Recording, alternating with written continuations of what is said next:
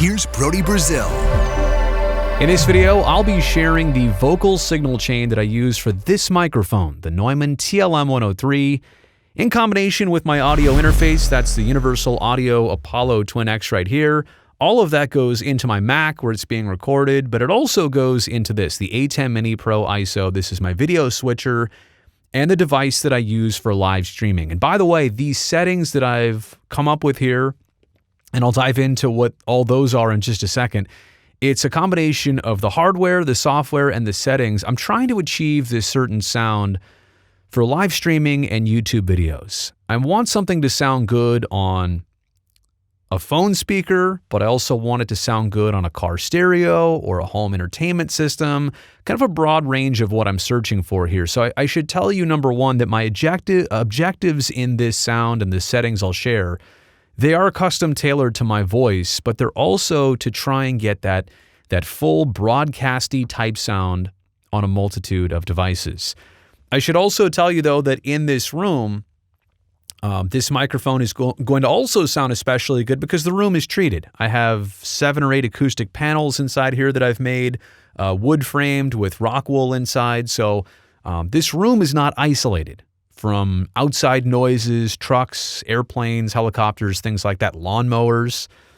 But this room is treated on the inside so that it's going to sound pretty good in here. I have to tell you, if you're watching this video to get these settings to make your voice and audio sound as good as possible, just take note that a lot of it is the settings, but even more of it is how your room is actually treated. Okay, so those are the 2 things I want to say right off the top. And yes, this over my shoulder, how could I not mention, the 103's bigger brother is the U87 AI. Now, this was my everyday microphone for a couple years until I transitioned and maybe upgraded to this. I've got to tell you, they're similar. They're different enough. This one's got a lot more mid-focus, mid-presence. This one itself right here, without any EQing, might be better off if you're not going to touch it. It's got a better low end, I think. It's crispier on the top end of the frequency spectrum. So I love this microphone. I got to tell you, it's the first broadcast condenser I purchased, and there's definitely a reason that I've kept it. Okay, let's dive into the settings here. By the way, I do have settings for every different microphone that I use. I just put on the TLM 103 settings. They have been the entire time, but just to check, gained up 28 and let's call it 28.5 dB on the preamp. Sorry, I had to lean in there. It's so tiny on my screen. So that's how it's being powered here. The Unison preamp on the UAD is the solid state Logic 4000E channel strip. I use this pretty much for all the microphones I have. It's a great Swiss Army knife. It's a great place to start. So I'm gained up. I do have expansion on. My range is a little bit less than 5, fast attack, fast release, and my threshold is about -10. Now, when I stop talking, you can see it takes away about 6 dB right here, but this is such a quiet microphone. It is not noisy at all. There's not a lot of self-noise. I think something like 7 dB of self-noise. Watch when I turn the expansion on and off here, if you can even notice it. So the expansion is off. And now the expansion is on. I love this mic because it's so quiet. Like this would be a great microphone for voice actors, people who want to whisper.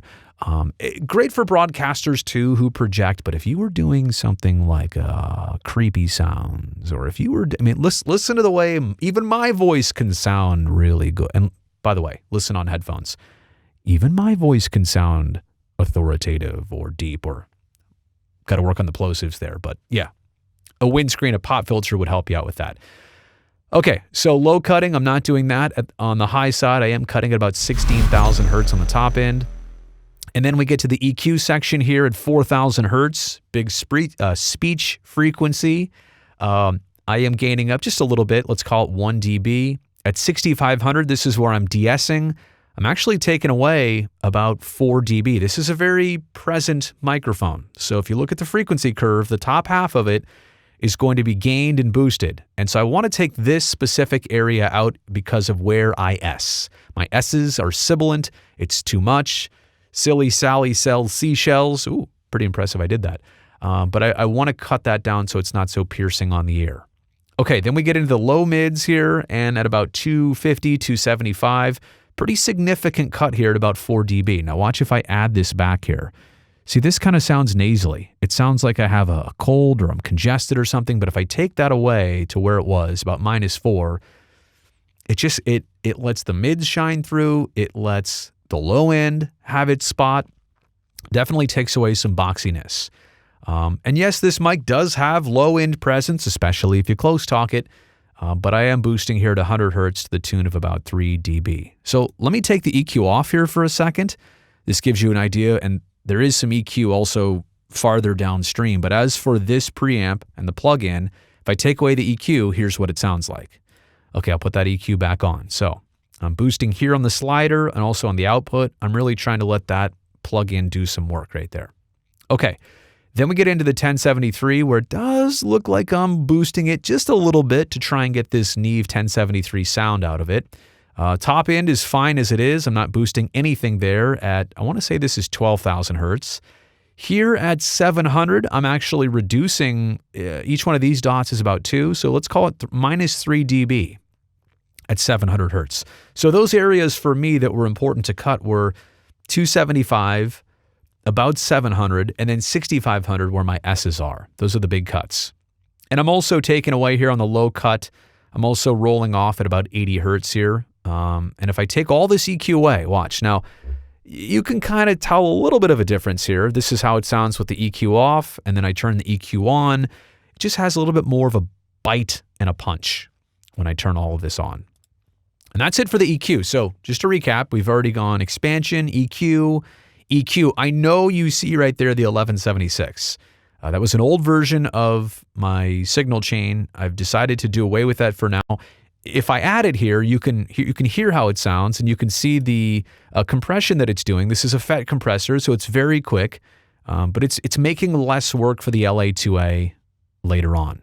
But I generally don't have that on, so I'll turn it off right there. And I will get into the LA2A, which I use here all the time. I'm on limit mode. Emphasis is turned up to about 2 o'clock.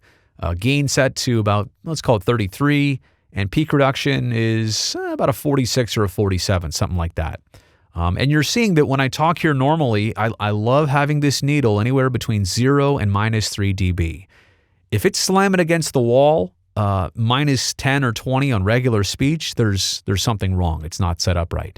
But also, if it's not moving at all, then it's not actually doing anything. It's kind of just protecting you from overmodulating. But again, this is normal. I'll show you here different volumes. This is normal speech talk right here, and here's how it reacts. Versus loud talk all of a sudden, and now you're seeing that needle slam to like -5 consistently, or even -7 or 10, something like that. But also, if I get it up here and I'm not even talking that loud, I mean, this is pretty much a whisper. It's not moving a lot, 0 to 1 dB, but it is working, and it is protecting me from clipping or overmodulating. But hopefully, everything I'm saying is still audible to you, no matter how you're listening. Even if it's an iPhone speaker right now, which I wish you wouldn't do. I really want you to hear this on good headphones. But still, you can probably hear me just fine, can't you? So that is my entire, why am I whispering? That's my entire signal chain here on the UAD console.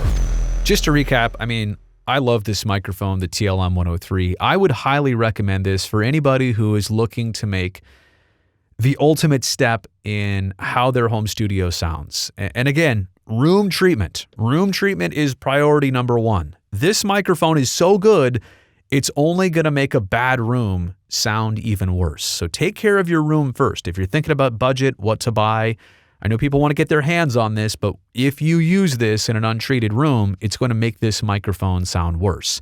If you surround it with the support and the room that it needs, like any good condenser, it is going to reward you back and give you a tremendous sound. I forgot to let you listen to this completely raw and unprocessed, didn't I? So these are my clean TLM 103 settings. Now, wow, you're instantly noticing this sounds a lot different. And I will go back and adjust the audio levels so that they are consistent across the board, but this is it, right? I mean, and this does not sound bad. In fact, some people on here I already know are going to comment and say, I like it better without the processing. For me, this does not have enough of the bite, doesn't have enough of the sparkle and the presence. It needs a little bit more. But this is what this microphone sounds like. 41 dB does seem like a little bit much. I might even back that off a little bit to like, let's call it 36 dB. So here's what it sounds like at 36 dB, totally unprocessed. And yeah, it's not bad at all. It's good detail, very clear. This is a very clear mic. And for a lot of people, this is what they're going to do. Just plug it into their Mix Pre 6 or their Zoom H6, and they're just going to hit record and fire away. But for me, and using this microphone a lot in a treated space like a home studio, I prefer to use settings like these, which really give the microphone an entirely different taste and feel and sound. So hopefully this video helped you. If you liked it, don't forget to give it a thumbs up so that it can be recommended to others here on YouTube. And also don't forget to subscribe to this channel. I have a lot more mic videos already out and some more coming out in the near future. Thanks a lot. I will see you next time.